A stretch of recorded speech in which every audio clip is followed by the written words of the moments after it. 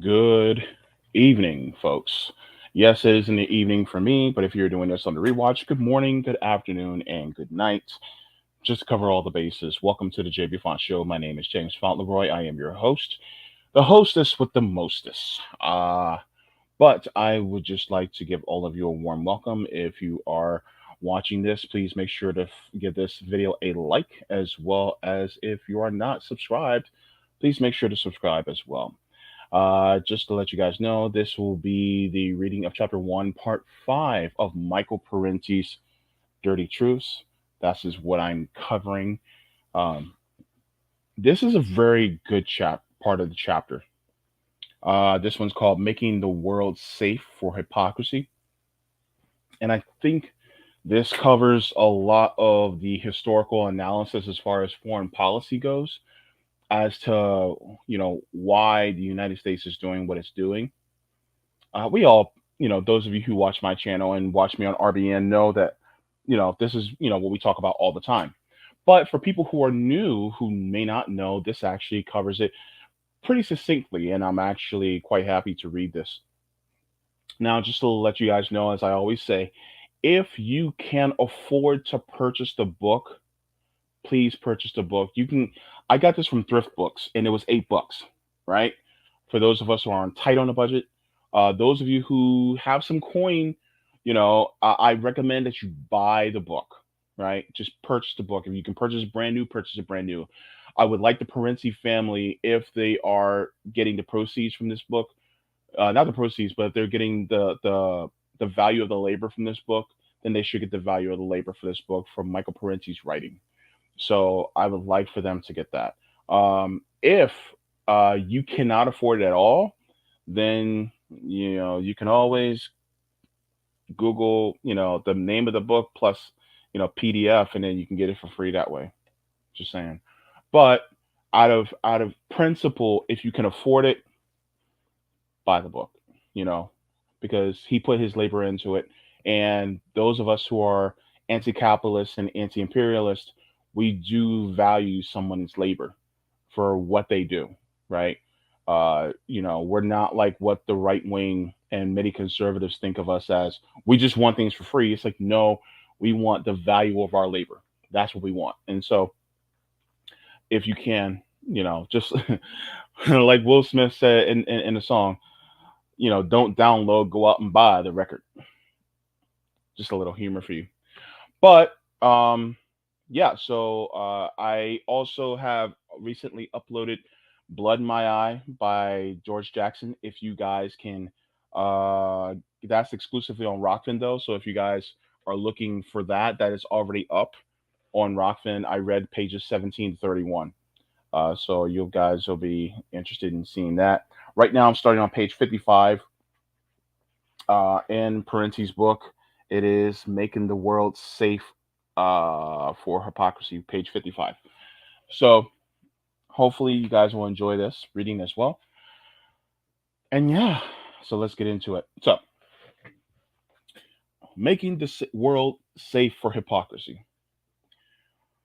Why has the United States government supported counterinsurgency in Colombia, Guatemala, El Salvador, and many other places around the world at such a loss of human life to the populations of those nations? Why did it invade tiny Grenada and then Panama?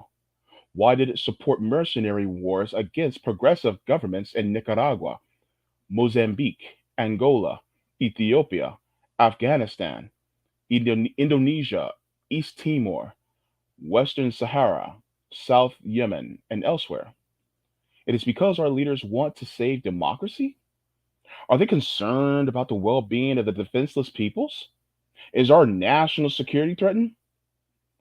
I shall try to show you the arguments given to justify US policies are false ones. But this does not mean that the policies themselves are senseless. American intervention may seem wrong-headed, but in fact, it is fairly consistent and horribly successful. The history of the United States has been one of territorial and economic expansionism, with the benefits going mostly to the US business class in the form of growing investments and markets, access to rich natural resources and cheap labor, and the accumulation of enormous profits. The American people have had to pay the cost of empire, supporting huge military establishment with their taxes, while suffering the loss of jobs, the neglect of domestic services, and the loss of tens of thousands of American lives in overseas military ventures. The greatest costs, of course, have been borne by the peoples of the Third World who have endured poverty, pillage, disease, dispossession, exploitation, illiteracy, and the widespread destruction of their lands, cultures, and lives. As a relative latecomer to the practice of colonialism, the United States could not match the older European powers in the acquisition of overseas territories. But the United States was the earliest and most commensurate practitioner of neo imperialism or neo-colonialism, of the processes of dominating the political economic life of a nation without benefit of direct possession. Almost half a century before the British thought to give the colonized land its nominal independence, as in India, while continuing to exploit its labor and resources and dominating its markets and trade, the United States had perfected this practice in Cuba and elsewhere. In places like the Philippines, Haiti, and Nicaragua, and when dealing with the Native American nations, U.S. imperialism proved itself as brutal as the French in Indochina, the Belgians in the Congo, the Spaniards in South America, the Portuguese in Angola, the Italians in Libya, the Germans in Southwest Africa, and the British almost everywhere else. Not long ago, U.S. military forces delivered a destruction upon Vietnam, Laos, and Cambodia that surpassed anything perpetuated by older colonizers. And today, the U.S. counterinsurgency apparatus and surrogate security forces in Latin America and elsewhere sustain a system of political assassination, torture, and repression unequaled in technological sophistication and ruthlessness. All this common knowledge to progressive critics of U.S. policy, I'm sorry, all this is common knowledge to progressive critics of U.S. policy, but most Americans would be astonished to hear it. They have been taught that, unlike other nations, the country has has escaped the sins of empire and has been a champion of peace and justice among nations. This enormous gap between what the United States does in the world and what the Americans think their nation is doing is one of the great propaganda accomplishments of the dominant political mythology. It should be noted, though, that despite the endless propaganda barrage emanating from official sources and the corporate owned major media, large sectors of the public have, throughout U.S. history, displayed an anti inventionist sentiment and unwillingness to commit U.S. troops to overseas actions, a sentiment facilely labeled isolationism by the interventionalists. Tea time. Cheers, folks.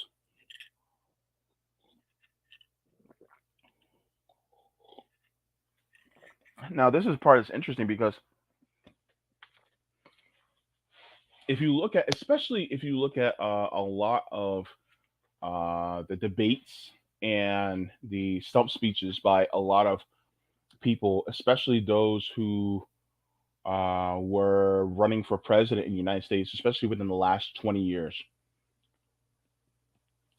especially I would say 2008 up until 2020, you've had um, a lot of different presidential candidates that have um, basically, denounced different military interventions around the world because that was the popular stance, right?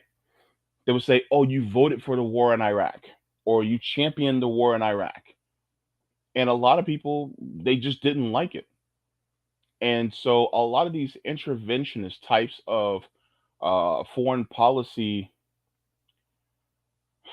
oppression that the United States consistently and constantly pushes out, it is looked down upon by the populace of American people. And so, because of that, then they say, oh, well, we're not for interventionism. But as we have noted, not only in the news, but in also historical analysis, that has, been a lie for decades. So, as we see here. So, just interesting to see this, how this continues even down to this day, 26 years later. The rational function of policy myths. Within U.S. ruling circles are the differences of opinion regarding interventionist policy. There are conservatives who complain that the U.S. policy has plagued by weakness and lacks toughness and guts and all other John Wayne virtues. And there are liberals who say U.S. policy is foolish and relies too heavily on military solutions and should be more flexible and cooperative when protecting the advancing interests of the United States, with such interests usually left unspecified. A closer look reveals that U.S. foreign policy is neither weak nor foolish, but on the contrary, it is rational, and, excuse me, and remarkably successful in reproducing the conditions for continued international expropriation of wealth, and that while it has suffered occasional setbacks, the people who run the foreign policy establishment in Washington know what they are doing and why they are doing it. If the mythology they offer as justification for their policies seems irrational, this does not mean that the policies themselves are irrational from the standpoint of the class interests of those who pursue such policies. This is true of domestic myths and policies as well as those pertaining to foreign policy. Once we grasp this, we can see how notions and arrangements that are harmful, wasteful indeed, destructive of human and social values, an irrational form of human and social viewpoint, are not irrational from a global finance capital because the latter has no dedication to human and social values. Capitalism has no loyalty to anything but itself, to the accumulation of wealth. Once we understand that, we can see the cruel rationality of the seemingly irrational myths that Washington policymakers peddle. Sometimes we see as irrational Sometimes what we see as irrational is really a discrepancy between what the myth wants us to believe and what is true. But again, this does not mean that the interests served are stupid or irrational, as the liberals like to complain. There is a difference between confusion and deception, a difference between stupidity and subterfuge. Once we understand the underlying class interests of the ruling circles, we will be less mystified by their myths. A myth is not an idle tale or fanciful story, but a powerful cultural force used to legitimate existing social relations. The interventionist mythology does just that by emphasizing a community of interest between interventionalists in Washington and American people when in fact there is none, and by blurring over the question of who pays and who profits from U.S. global interventionism.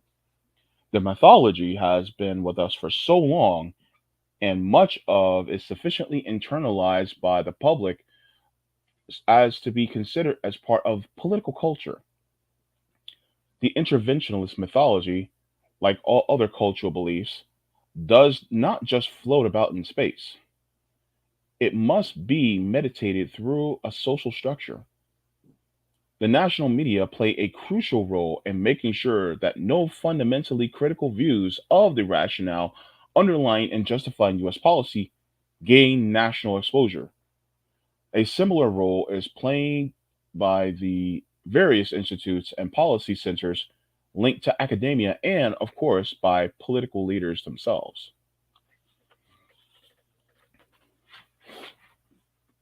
Saving democracy with tyranny. Our leaders would have us believe that we intervened in Nicaragua, for instance, because the Sandinista government was opposed to democracy. The U.S. supported invasion by right wing Nicaraguan mercenaries was an effort to bring them to escalations. I'm sorry, the U.S. supported invasion by right wing Nicaraguan mercenaries was an effort to bring them to elections. Putting aside the fact that the Sandinistas had already conducted their fair and open elections in 1984, we might wonder why U.S. leaders voiced such urgent demand for free elections and Western style parliamentarism during the 50 years that the Somoza dictatorship, installed and supported by the United States, plundered and brutalized the Nicaraguan nation. Nor today does Washington show any great concern for democracy in any of the US backed dictatorships around the world, unless one believes that the electoral charade in a country like El Salvador qualifies as democracy. If anything, successive U.S. administrations would have hard would have worked hard to subvert constitutional and popularly accepted governments and pursued policies of social reform favorable to the downtrodden and working poor. Thus, the U.S. national security state was instrumental in the overthrow of popular reformist leaders such as Arbenz in Guatemala, Jargan in Guyana, Jagan in Guyana, Mossadegh in Iran, Bosch in the Dominican Republic, Sukarno in Indonesia, Golart in Brazil, and Allende in Chile. And let us not forget how the United States assisted the militarists in overthrowing democratic governments in Greece, Uruguay, Bolivia, Pakistan, Thailand, and Turkey. Given this record, it is hard to believe that the CIA trained, armed, and financed an expeditionary force in Somocista thugs and mercenaries that were newly acquired concern for their Western style electoral politics in Nicaragua. Apologize if I pronounced some of that wrong. I do apologize. In defense of the undemocratic way the US leaders go about saving democracy, our policymakers offer this kind of sophistry. We cannot always pick and choose our allies. Sometimes we may support unsavory right wing authoritarian regimes in order to prevent a spread of far right repressive totalitarian communist ones. But surely, the degree of repression cannot be a criterion guiding White House policy, for the United States has supported some of the worst butchers in the world.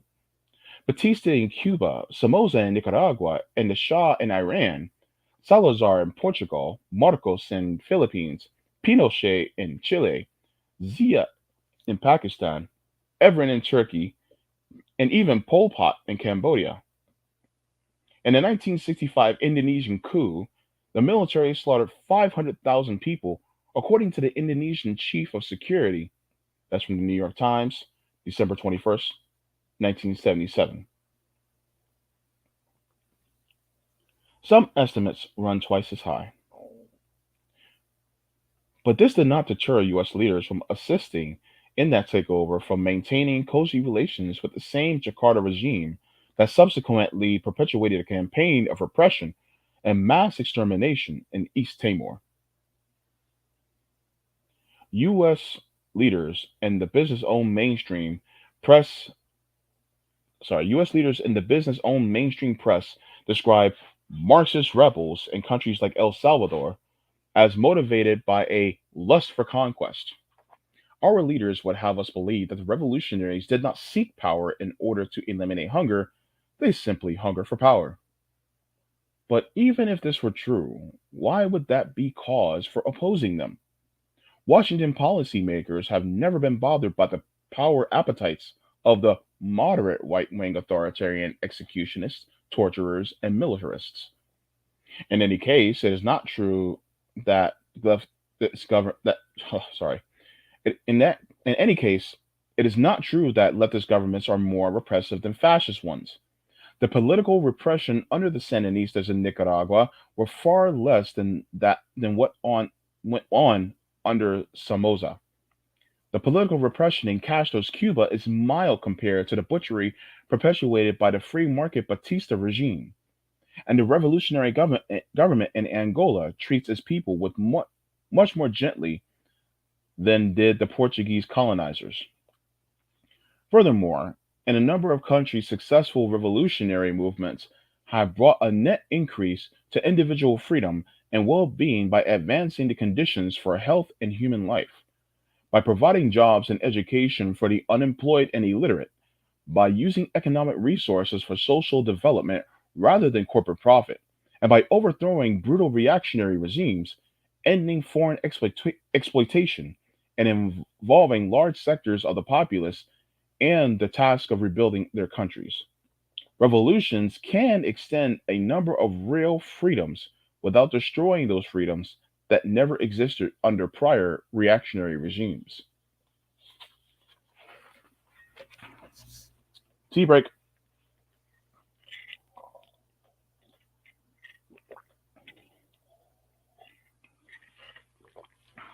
It's funny. Excuse me. It's funny how the United States will constantly talk about, oh, well, this person's a dictator, that person's a dictator, while they are friendly with different dictatorships around the world that are right wing, right? And like for instance, you have Saudi Arabia, and yeah, it is a deeply repressive government. Or look at what the government of Israel is doing to the Palestinian people, and yet the United States is deeply friendly with them. Look at what you know countries like France and Germany, Belgium and you know and the UK have done, in their colonization and their imperialism around the world to all these other nations. Look at what they've done, and the United States is friendly with them. So, even if it were true that some of these governments are totalitarian, which they aren't, but if it was that were true, the United States is very inconsistent with, the totalitarian governments that, they seem to be friendly with versus the ones that they're not friendly with. There's an inconsistency there. Only one can only reason is that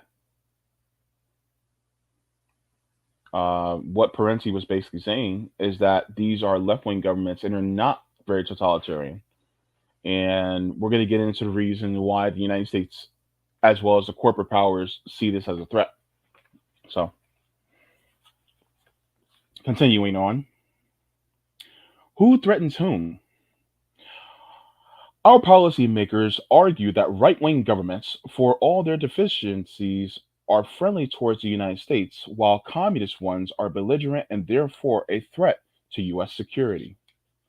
But, in truth, every Marxist or left leaning country, from the great power like the Soviet Union to a small power like Vietnam or Nicaragua to a mini power like Grenada under the New Jewel movement, sought friendly diplomatic economic relations with the United States. These governments did so not necessarily out of love or affection for the United States, but because of something firmer, their own self interest.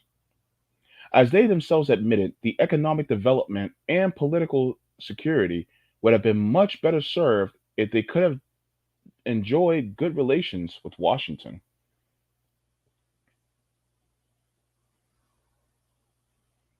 If US leaders justify their hostility towards leftist governments on the ground that such nations are hostile towards us, what becomes the justification when the countries try to be friendly? When a newly established revolutionary or otherwise dissident regime threatens US hegemonic, hegem, I'm not a professional, y'all, hegemonic globalists with friendly relations, this does pose a problem. The solution is to one, launch a well orchestrated campaign of disinformation that heaps criticism on the new government from imprisoning the butchers, assassins, and torturers of the old regime and for failing to institute Western electoral party politics. Two, denounce the new government as a threat to our peace and security. Three, harass and destabilize it and impose economic sanctions, which they've done many times before, and four, attack it with counter revolutionary surrogate forces or, if necessary, U.S. troops. Long before the invasion, the targeted country responds with angry denunciations of U.S. policy. It moves closer to other outlawed nations and attempts to build up its military defenses in anticipation of US sponsored attack. These moves are eagerly seized upon by US officials and media as evidence of the country's antagonism towards the United States and as justification for the policies that evoke such responses. Yet it is difficult to demonstrate that small countries like Grenada and Nicaragua are a threat to US security. Remember the cry of the hawk during the Vietnam War. If we don't fight the Viet Cong in the jungles of Indochina, we'll have to fight them on the beaches of California. The image of the Vietnamese getting into their PT boats and crossing into the Pacific to invade California was, as Walter Lippmann noted at the time, a grievous insult to the US Navy. The image of a tiny, ill equipped Nicaraguan army driving up through Mexico and across the Rio Grande in order to lay waste to our land is equally ludicrous. The truth is, the Vietnamese, Cubans, Grenadians, the Nicaraguans have never invaded the United States. It is the United States that has invaded Vietnam, Cuba, Grenada, and Nicaragua. And it's our government that continues to try to isolate, destabilize, and in other ways threaten any country that tries to drop out of the global capitalist system or even assert an economic nationalism within it. Mm-hmm. Mm. Interesting, right? Dirty truths, baby. Dirty truths. All right. Remember the Red Menace. For many decades of the Cold War, when all other arguments failed, there was always the Russian bear. According to our Cold Warriors, small leftist countries and insurgencies threatened our security because they were extensions of Soviet power. Behind the little reds were supposedly stood the giant red menace. Evidence to support this global menace thesis were sometimes far fetched. President Carter and National Security Advisor Brzezinski, Zygmunt Brzezinski, which is father of Mika Brzezinski on Morning Joe.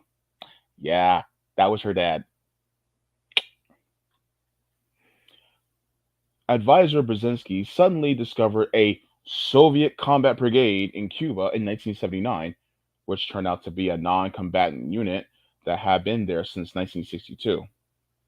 This did not stop President Reagan from announcing to a joint session of Congress several years later Cuba is host to a Soviet combat brigade. In 1983, in a nationally televised speech, Reagan pointed to satellite photos that revealed the menace of three Soviet helicopters in Nicaragua. Sandinista officials subsequently noted that the helicopters could be seen by anyone arriving at Managua Airport and, in any case, posed no military threat to the United States. Equally ingenious was the way Reagan transformed a Grenadian airport built to accommodate direct tourist flights into a killer attack Soviet forward base and a 20-foot deep Grenadian inlet into a potential Soviet submarine base. In 1967, Secretary of State Dean Rusk argued that the U.S. national security was at stake in Vietnam because the Vietnamese were puppets of Red China, and the China and if China won in Vietnam, it would overrun all of Asia, and this was supposedly would be the beginning of the end for all of us. Later, we were told that the Salvadorian rebels were puppets of the Sandinistas in Nicaragua and were puppets of the Cubans, who were the puppets of the Russians. In truth, there was no evidence that the Third World peoples took up arms and embarked upon a costly revolutionary struggles because some sinister ringmaster in Moscow or Peking cracked the whip. Revolutions are not push button affairs. Rather, they evolve only if there exists a reservoir of hope and grievance that could be galvanized into popular action. Revolutions are made when large segments of the population take courage from one another and stand up to an insufferable social order. People are inclined to endure great abuses before risking lives in confrontations with vastly superior armed forces. I'm going to read that again. People are inclined to endure great abuses before risking their lives in confrontations with vastly superior armed forces. Basically, meaning people will endure like way too much before they actually take up, a revolutionary um, revolt against the powers that be. There is no such thing as a frivolous revolution, or a revolution initiated and orchestrated by manipulative cabal residing in a foreign capital. Nor is there evidence. Uh, nor is there evidence that once the revolution succeeded, the new leaders placed the interests of the country at disposal of Peking or Moscow. Instead of becoming the willing puppets of Red China, as our policymakers predicted, Vietnam found itself locked into combat with its neighbor to the north.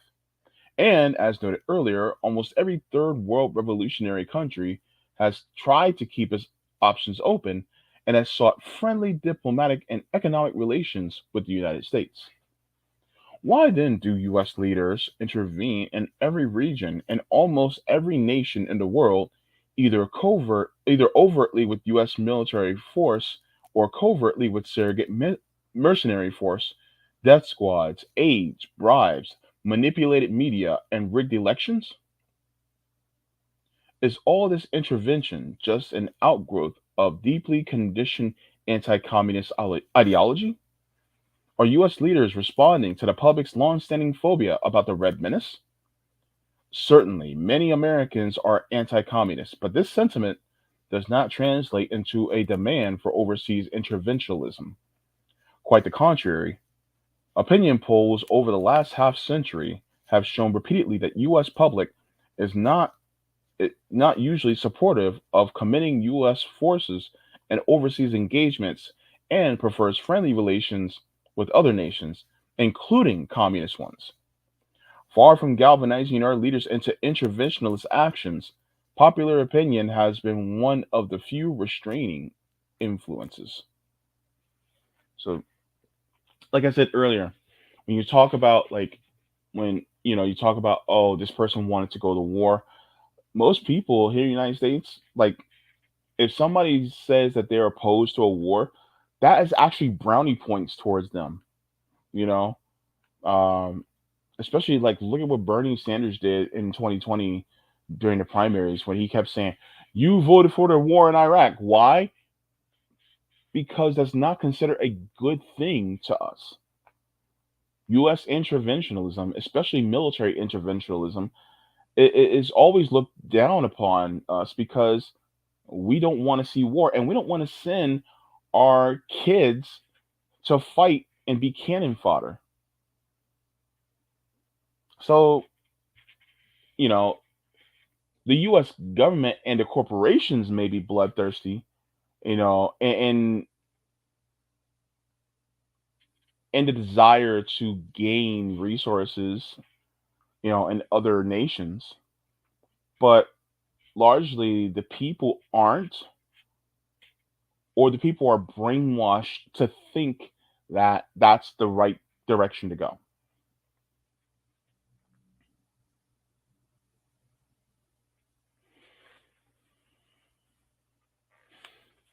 Continuing on. There's no denying, however, that opinion can sometimes be successfully manipulated by jingoist ventures. The invasion of Grenada and the slaughter perpetuated against Iraq are cases in point. The quick, easy, low cost wins reaffirm some Americans that the feeling that we were not weak and indecisive, not sitting ducks to some foreign prey.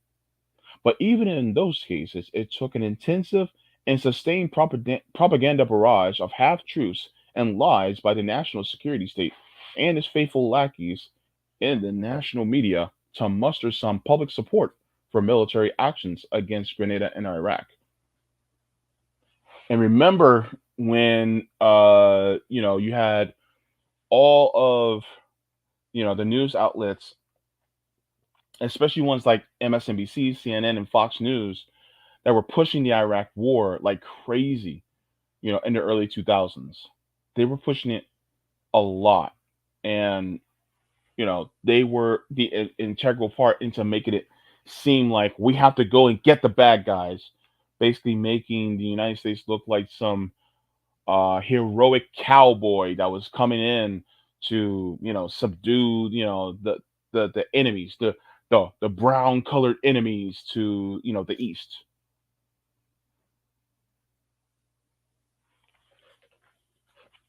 Mm-mm-mm. Back to the book. In sum, various leftist states do not pose a military threat to U.S. security. Instead, they want to trade and live in peace with us and are much less abusive and more helpful towards their people than the reactionary regimes they replaced. In addition, U.S. leaders have shown little concern for freedom in the third world and have helped subvert democracy in a number of nations. And popular opinion generally opposes interventionism by lopsided majorities. What then motivates US policy, and how can we think that it is not confused and contradictory? The answer is that Marxists and other leftist or revolutionary states do pose a real threat, not to the United States as a national entity and not to the American people as such, but to the corporate and financial interests of our country, to Exxon and Mobil, Chase Manhattan and First National, Ford and General Motors, Anaconda and US Steel, and to capitalism as a world system. That's the truth. The problem is not that revolutionaries accumulate power, but that they use power to pursue substantive policies that are acceptable that are unacceptable to US ruling circles. I'm gonna read that again. The problem is that the revolutionaries accumulate power. I'm sorry. The problem is not that revolutionaries accumulate power, but that they use the power to pursue substantive policies that are unacceptable to US ruling circles.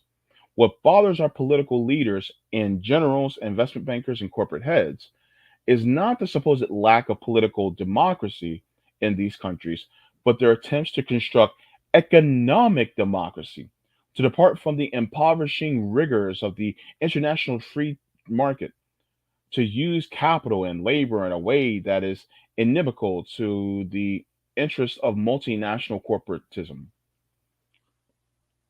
A New York Times editorial, March 30th, 1983, referred to the undesirable and offensive Mag- Managua regime and the danger of seeing Marxist power ensconced in Managua. But what specifically is so dangerous about Marxist power? What is undesirable and offensive about the Sandinista government in Managua? What did it do to us? What did it do to its own people? Was it the literacy campaign, the healthcare and housing programs, the land reform and development of farm cooperatives, the attempt at rebuilding Managua and increasing production or achieving a more equitable distribution of taxes, services, and food? In large part, yes. Such reforms, even if not openly denounced by our government, do make a country suspect because they are symptomatic of an effort to erect new and competing economic order in which the prerogatives of wealth and corporate investment are no longer secure, and the land, labor, and resources are no longer used primarily for the accumulation of corporate profits. US leaders and the corporate owned press would have us believe that the opposed revolutionary governments, because on the latter do not have an opposition press or have not thrown have not thrown their country open to Western style and Western finance elections. U.S. leaders come closer to their true complaint when they condemn such governments for interfering with the prerogatives of the free market. Similarly, Henry Kissinger came close to the truth when he defended the fascist overthrow of the democratic government in Chile by noting that when obliged to choose between saving the economy or saving democracy, we must save the economy. Had Kissinger said we must save the capitalist economy, it would have been the whole truth. For under Allende, the danger was not that the economy was collapsing, although the US was doing its utmost to destabilize it. The real threat was that the economy was moving away from free market capitalism and towards a more equitable social democracy, albeit in limited ways. US officials say they are for changing I'm sorry, US officials say they are for change just as long as it is peaceful and not violently imposed. Indeed, economic elites may sometimes tolerate very limited reforms, learning to give a little in order to keep a lot.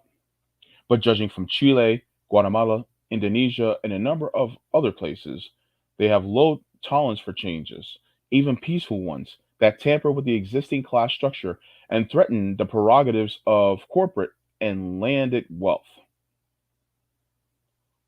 To the rich and powerful, it makes little difference if their interests are undone by peaceful transformation rather than a violent upheaval. The means concern them much less than the end results. It is not the violent and violent revolution they hate, it is the revolution. Third world elites seldom perish in revolutions. The worst of them usually manage to make it to Miami, Madrid, Paris, or New York. They dread socialism the way the rest of us might dread poverty and hunger.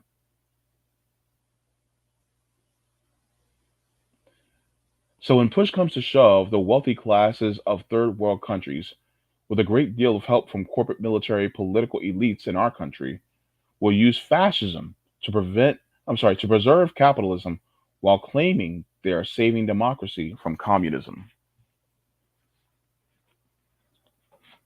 A socialist Cuba or a socialist North Korea, DPRK, as such, are not a threat to the survival of world capitalism.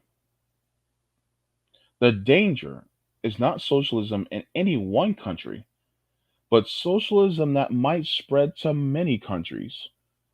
Multinational corporations, as their name implies, need the entire world, or a very large part of it, to exploit and to invest and expand in. There can be no such thing as capitalism in one country. The domino theory, the view that if one country falls to the revolutionaries, others will follow in quick succession, may not work automatically as its more fearful proponents claim, but there usually is contagion, a power of example and inspiration, and sometimes even direct encouragement and assistance from one revolution to another. One of the things should be noted is that when there is a huge, especially like a general strike, wildcat strikes, things like that in other countries, you don't see that necessarily in corporate media. Why is that? Because they don't want people to be inspired. They don't want people to inspire to use their power, and because of that, they lock that type of news out. They don't want you to know about it. Sometimes even social media will lock things like that out, you know, and it may slip through and catch the eye of a few people, but eventually they'll lock it out, or they'll try to say, well, this is misinformation, or the person who owns the account might get suspended, or even kicked off social media entirely. So this is a concerted effort by social media as well as corporate media in order to keep the masses within a certain capitalistic framework. so that you don't know what's going on, so you're not inspired to use your power as the collective. Tea break. Mm, tea is so damn good. Mm-mm. All right. Mm. If revolutions arise from the sincere aspirations of the populace, then then it is time the United States identify itself with the aspirations so liberal critics keep urging. They ask, why do we always find ourselves on the wrong side of the third world? Why are we always on the side of the oppressor? Too bad the question is treated as a rhetorical one, for it is deserving of a response. The answer is that the right wing oppressors, however heinous they be, do not tamper with and give full support to private investment and profit, while the leftists pose a challenge to that system. There are those who used to say that we had to learn from the communists, copy their techniques, and thus win the battle for hearts and minds of the people. Can we imagine the ruling interest of the United States abiding by this? The goal is not to copy communist reforms, but to prevent them.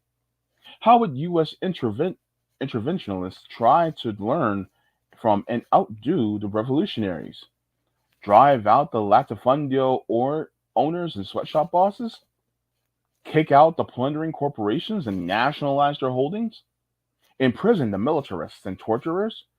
Redistribute the land? Use capital investment for home consumption or hard currency exchange instead of cash crops? Export for the profits that rich few? Install a national health insurance program and construct hospitals and clinics at public expense? Mobilize the population for literacy campaigns and for work in publicly owned enterprise? The, if US rulers did all this, they would have done more than defeat communists and other revolutionaries. They would have carried out the communist programs. They would have prevented revolution only by bringing about its effects, thereby defeating their own goals. Yeah, imagine the United States actually doing all that, like for real. And you know what? The best way to truly beat communism is beating communism at its own game. If the United States really truly wanted to beat it, then they would literally have to basically go beyond what the communists want and change the country that way. And then the communists would be like, well, damn, you know. And then people will be like, well, we have something better than what you guys have, in now Vietnam or in Cuba or China or in DPRK. Like we have something better, and it would be that would be the opinion of the massive populace, not the people who want to exploit and rule over people. No, you're gonna have those. They're gonna be groaning and complaining, but the people who were, you know, poor and out in the streets and didn't have health care and food and are were in areas where our environment was, you know, basically being destroyed. No, they would turn around and go, nah, everything's gravy.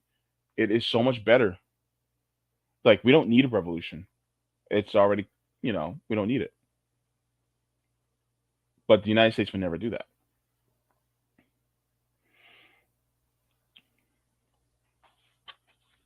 The US policymakers say they cannot afford to pick and choose the governments they support. But that is exactly what they do. And the pattern of choice is consistent through each successive administration, regardless of the party or personality in office. US leaders support those governments, be they autocratic or democratic in form, that they are friendly toward capitalism and oppose those governments, be they autocratic or democratic, that seek to develop a non capitalist social order. Occasionally, friendly relations are cultivated with non capitalist nations like China if these countries show themselves in useful opposition to other socialist nations and are sufficiently open to private capital exploitation. In the case of China, the economic opportunity is so huge as to be hard to resist. The labor supply is plentiful and cheap, and the profit opportunities are great. I think it's changing now because remember, this is written 26 years ago. China now, years later is now becoming one of the richest nations on earth and is on par to beat the United States. And now, because it is about to be number one, the United States sees China as a huge threat because China is doing it not necessarily in a fully capitalist way like the United States is doing. So the United States is biting their nails. Plus, China is a major superpower, and so the United States is just like shit, shit, shit. What do we do? So now they're trying to mobilize a campaign to make China look like this huge menace, whereas China is literally catching flies with honey instead of vinegar. Like the Belt and Road Initiative and things like that. So very interesting how things change, 26 years later since the writing of this book.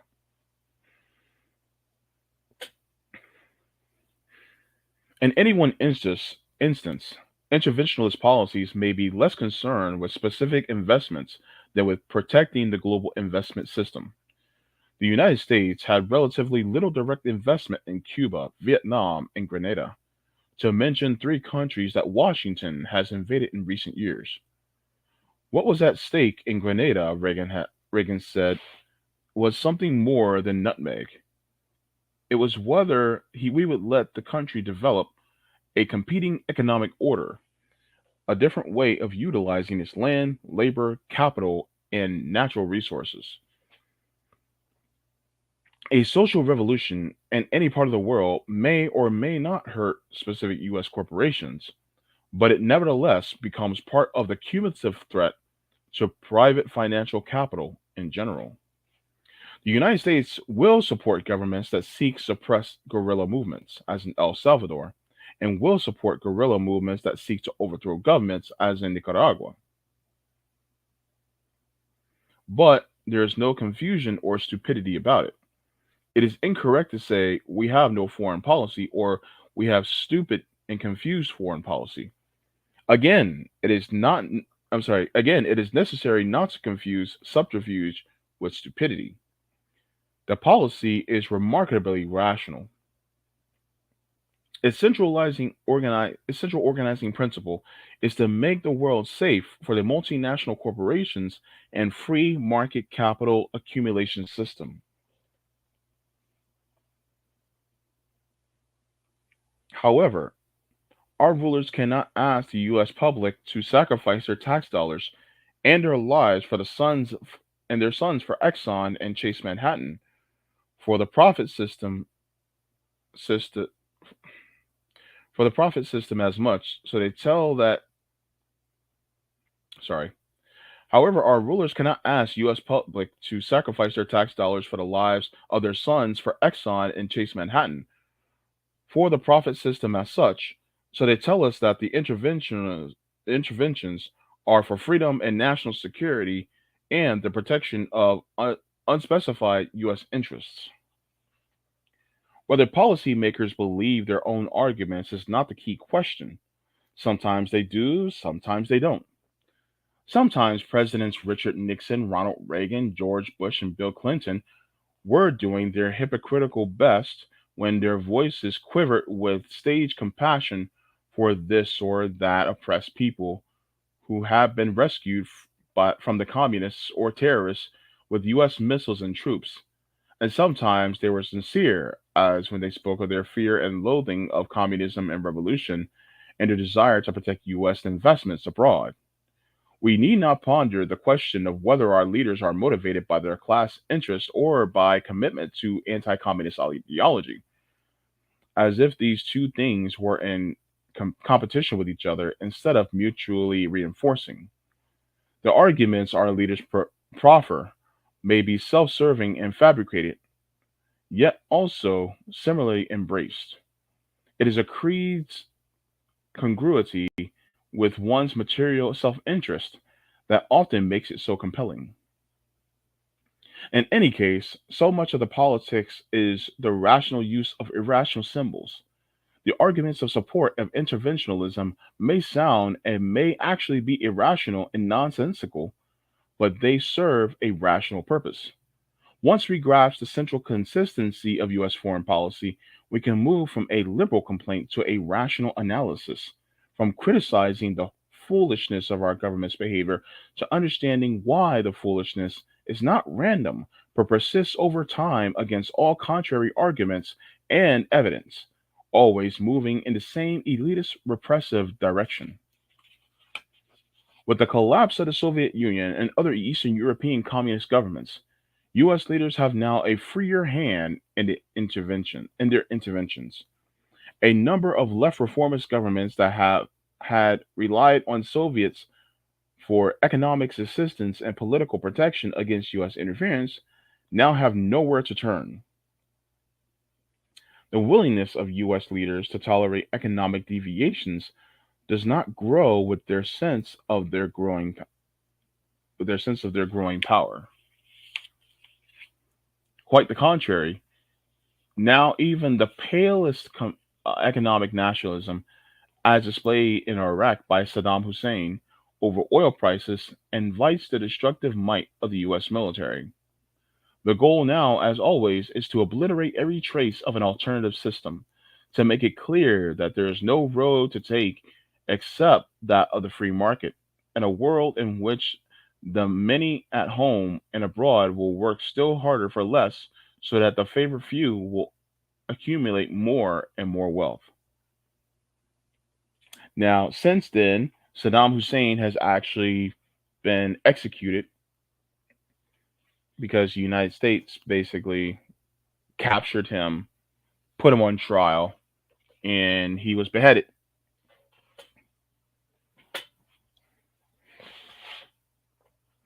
Was Saddam Hussein, horrible person? Yes, but also was he trying to do some things that were different than the dominant political and economic system that the United States wanted to do?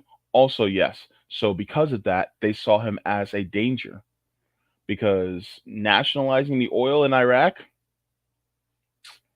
yeah, the United States didn't like that, which is, pretty left in my opinion, despite Saddam Hussein being, a totalitarian, you know, um, dictator that he was. But he was also trying to do something, in that vein of the nationalization.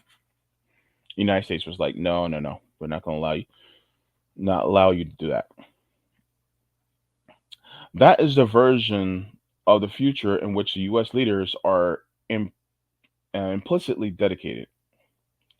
It is a vision taken from the past and never forgotten by them. A matter of putting the masses of people at home and abroad back in their place, divested of any aspirations for a better world because they are struggling too hard to survive in this one. So that is the end of that part of part five. The next part is chapter one, part six. It's called the terrorism hype, and Jody Choose by Michael Parenti, and I will be covering that next week. This was very interesting, because basically, what was explained was, as far as the United States is concerned, like the threat to them is the inspiration of people power, of class power, of the lower classes realizing their power and being able to copy it and see how effective it is in other governments. Why in the hell do you think that we still have that embargo against Cuba and you can't just freely go to freely go to Cuba from the United States? The reason why is because, you know, look, number one, Cuba's what, 11 miles from Miami? Cuba's very close to the United States. On top of that, they speak Spanish. And last I checked, I think in the last census, the largest minority in the United States are Latinos. That being said, that information can disseminate here in the United States like that. And learning how, the truth behind, the Cuban Revolution and what they did to throw out, the US backed Batista government, learning about what really happened, what actually happened, and how the United States was subduing and oppressing the Cuban people through Batista. If people found that out, a lot of people would start to come to the same conclusions that people like me have. And the thing is that now you have a people centered government in places like Cuba. And the thing is that these left wing governments pop up, and look at what's going on now in 2022, right? Look at what just happened in Colombia, you know, with Petro, right? Look at what just happened. Look what happened in was it Honduras? Was it Honduras? I think so. Look at what Venezuela. They have Maduro as their leader. Look at what's going on in Chile. Look at what AMLO's doing in Mexico. AMLO wants to nationalize their lithium. And if he not successfully nationalizes the lithium in Mexico, then what else are they going to nationalize? The United States is going to be looking at them like, Mexico, no, no, no, no, no, no, no, no, no, don't do that, don't do that, because the corporations do not want that to happen. Because then, if they start nationalizing it and making money and disseminating that money towards the people, disseminating the goods and services to the people to uplift their standards of living collectively, then a lot of us are going to start looking at Mexico and saying, wait, you can do that? You mean to tell me that we could do the same thing? I mean, look, as much as I want to get rid of all the fossil fuel companies, imagine what the United States could do if we, number one, could take them over and nationalize them, and then break them down so that we can end them and then move towards a clean energy system and use the money that we make from the fossil fuels in order to build a clean energy system. So then we can end the fossil fuel system. Imagine if we actually started building things again and use the money from the building things and nationalization in order to build up so that we can get rid of things like homelessness and hunger. Imagine. And the thing is that they don't want us to know about it. They don't like, for instance, they don't want me reading this. They sure as hell don't want me reading, George Jackson. They don't want me reading this. No. Because then guess what? That means that's giving you the idea that you don't need the corporate powers. In fact, I would say the corporate power actually needs you.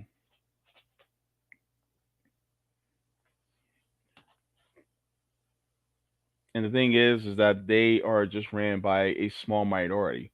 Why do we agree with being ruled by a minority of people?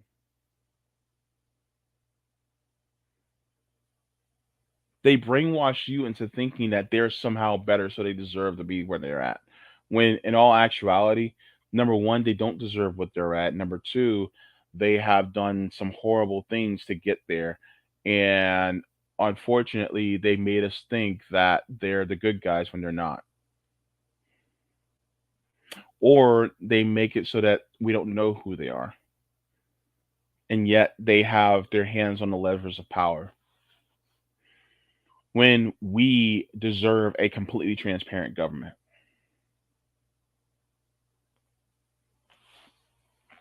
Very interesting stuff, you know.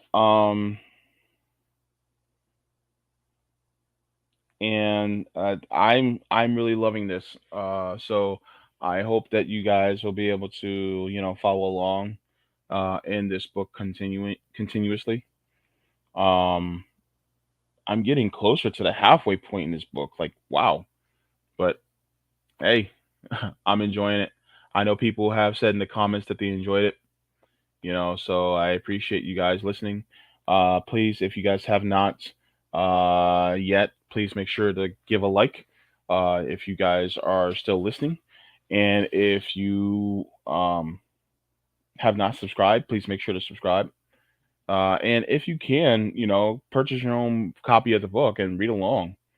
I'm not the best reader. I'm not a professional, but I'm trying. So, but yeah. So, uh, So, by the way, on RBN tomorrow, I will be interviewing North Carolina Senate candidate Matthew Ho, and how the Democratic Party in North Carolina have been sabotaging him so that he can't run. He won't be on the ballot. They're trying to sabotage it. And so I want to get as many people watching that, and I want to get as many eyes on it. Fortunately, he was interviewed by Jimmy Dore, I think a day or two ago, and so that got a lot of eyes on him. I want to get more eyes on this so that the it basically shames the Democratic Party, so that they end up having to reluctantly, because they will be reluctant, they will have to reluctantly put him back on the ballot, and put their names and faces out there, and just you know basically say that, and show them as the true people who are subverting democracy. So be sure to do that, look into that. Also, tune in on Tuesdays as I regularly post videos on Tuesdays at 2 p.m. Eastern Standard Time here on this channel. So, with that being said, I want to wish you all love, peace, and chicken grease. Also, make sure to water your plants, water yourselves, leave the world better than you found it. Smoke them if you got them, and read them if you got them, man. Do it because reading is fundamental. Butterfly in the sky, I can go twice as high. Just take a look